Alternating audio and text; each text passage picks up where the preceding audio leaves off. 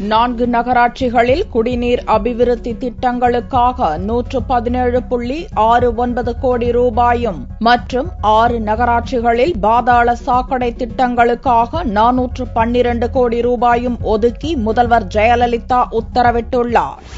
தமிழக அரசு வெளியிட்டுள்ள செய்திக்குறிப்புகளில் பெரியகுளம், சாத்தூர், மேட்டூர், அரக்கோணம், திருப்பத்தூர் மற்றும் சிதம்பரம் நகராட்சிகளில் 412.5 கோடி ரூபாய் செலவில் பாதாள சாக்கடை அமைக்கவும், ஆரணி, பெரியகுளம், திருவத்திபுரம், திண்டிவனம் நகராட்சிகளில் 117.69 கோடி ரூபாய் மதிப்பீட்டில் குடிநீர் அபிவிருத்தி திட்டத்தை செயல்படுத்த உத்தரவிட்டுள்ளதாக தெரிவிக்கப்பட்டுள்ளது. பூண்டி ஏரிக்கு கண்டலேறு பூண்டி கால்வாய் வழியாக தேவாய் கண்டிகை ஏரி நீரை கொண்டு செல்லும் நீர்வழி திட்டத்துக்கு 93.77 கோடி ரூபாய் ஒதுக்கி ஜெயலலிதா உத்தரவிட்டுள்ளார். மேலும் அரசு மருத்துவமனை, செவிலியர் பயிற்சி பள்ளி மாணவிகளுக்கு அளித்து வரும் உதவித்தொகையை உயர்த்தி அறிவித்துள்ள ஜெயலலிதா 15 மாவட்ட மருத்துவமனைகளில் புதிய பணியிடங்கள் உருவாக்கவும் உத்தரவிட்டுள்ளார். அகதிகளாக பதிவு செய்துள்ள அனைத்து இலங்கை தமிழர்களுக்கு முதலமைச்சர் மருத்துவ காப்பீட்டுத் திட்டத்தை விரிவுபடுத்தி ஜெயலலிதா உத்தரவிட்டுள்ளதாகவும் அரசு செய்திக்குறிப்பில் தெரிவிக்கப்பட்டுள்ளது.